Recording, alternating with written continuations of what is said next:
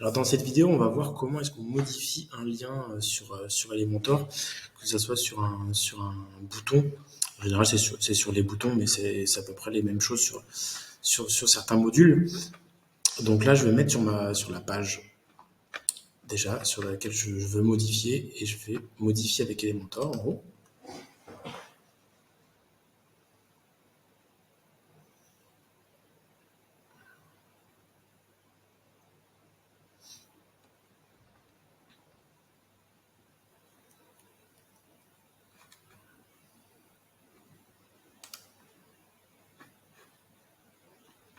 Okay. Donc là, je vais me mettre sur mon bouton, par exemple celui-là, là, et je fais modifier. Donc à gauche, alors suivant votre module, vous allez pouvoir peut-être des fois avoir la case lien quelque part qui n'est pas forcément ici. Là, c'est parce que je suis sur un bouton, mais des fois on peut l'avoir en bas. Voilà. Mais il y a toujours un truc qui s'appelle lien, ou URL, ou link, ça dépend si c'est en anglais ou pas.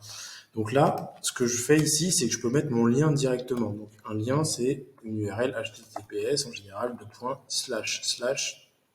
le nom du site, .com, / et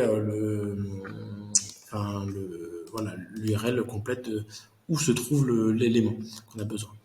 Donc ça, c'est quand, en général, on utilise des liens externes. Par exemple, vous voulez aller sur un site extérieur et vous allez avoir l'URL du lien, l'URL du site. Mais quand vous êtes sur votre site, le plus simple, c'est que vous cliquez ici sur balise dynamique à droite. Donc là, vous avez plusieurs choses. En gros, ça va aller chercher automatiquement des éléments qui se trouvent sur votre site.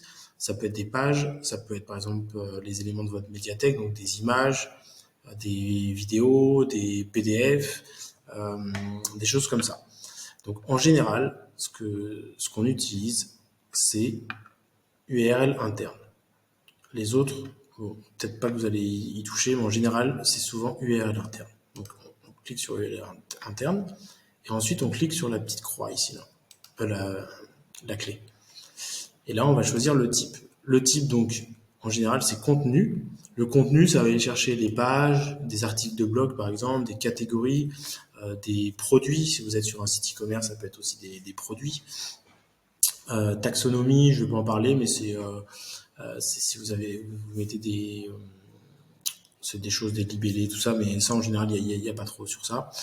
Médias, c'est pour accéder, du coup, aux éléments de la médiathèque, donc des images, des vidéos, des PDF ou autres. Les auteurs, en général, on n'utilise pas. Ce sont les personnes qui ont écrit des articles et tout ça, mais c'est très rare. En général, on utilise soit contenu, soit médias. Donc là, je vais montrer, par exemple, pour médias. Et donc là, je vais avoir rechercher et sélectionner, et c'est ici que je vais pouvoir indiquer, il faut montrer une lettre. Alors, je ne sais plus ce que j'ai, est-ce que j'ai des choses là-dedans? Voilà. Par exemple, ça me met des images bouquets de fleurs, roses, ça c'est des autres choses, mais voilà, ça me met toutes les images ou tous les éléments de la médiathèque qui se trouvent là-dedans. Et après, vous avez juste à cliquer dessus et faire mettre à jour. Donc médias, sinon contenu. Donc, contenu, ça va être des pages, donc pareil. Qu'est-ce que je vais avoir comme page dans ce site? Je vais mettre par exemple la page de mon produit qui s'appelle bouquet de fleurs rose multicolore. Voilà, en gros, comment ça fonctionne pour mettre à jour le lien d'un site.